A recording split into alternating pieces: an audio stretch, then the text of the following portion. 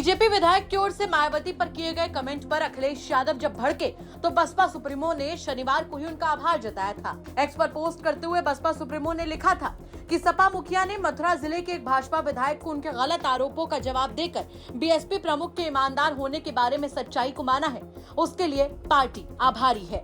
लेकिन दिन बीता बात बीती। अभी मायावती और अखिलेश यादव के बीच शब्दों के आदान प्रदान को लेकर चर्चा हो ही रही थी कि बसपा सुप्रीमो अपने पुराने तेवर कलेवर में आ गई और एक साथ सपा कांग्रेस को धो डाला। एक्स पर एक के बाद एक मायावती ने 5 पोस्ट किए और जमकर ही दोनों पार्टियों को खरी खोटी सुनाई और तो और आने वाले चुनाव में गठबंधन को लेकर भी अपना स्टैंड क्लियर कर दिया। एक्स पर पोस्ट करते हुए मायावती ने लिखा कि कल प्रयागराज में संविधान सम्मान समारोह करने वाली कांग्रेस पार्टी को बाबा साहब डॉक्टर भीमराव अंबेडकर के अनुयायी कभी माफ नहीं करेंगे, जिसने संविधान के मुख्य निर्माता बाबा साहब को उनके जीते जी व देहांत के बाद भी भारत रत्न की उपाधि से सम्मानित नहीं किया।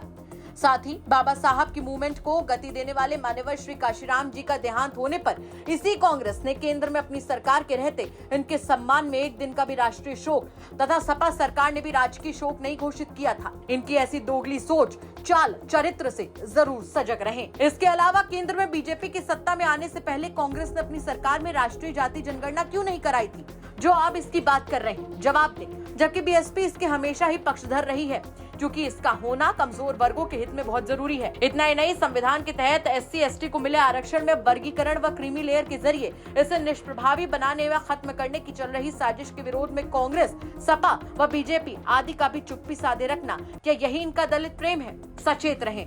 वहीं अपने आखिरी पोस्ट में मायावती ने साफ कर दिया कि सपा व कांग्रेस आदि जैसी इन आरक्षण विरोधी पार्टियों के साथ अब किसी भी चुनाव में इनसे कोई गठबंधन आदि करना क्या एससी एसटी व ओबीसी वर्गों के हित में उचित होगा? ये कतई नहीं होगा। ऐसे में अब इनको खुद अपने दम पर खड़े होना है, यही सलाह। तो कल जहां मायावती ने सपा सुप्रीमो का आभार जताया था, तो वहीं आज दिन बीतने के साथ ही उन्होंने हमला भी बोल दिया। शायद राजनीति इसे ही कहते हैं। बाकी मायावती के इस पोस्ट को लेकर आप क्या कुछ कहेंगे, कमेंट करके जरूर बताएं। ब्यूरो रिपोर्ट, यूपी तक।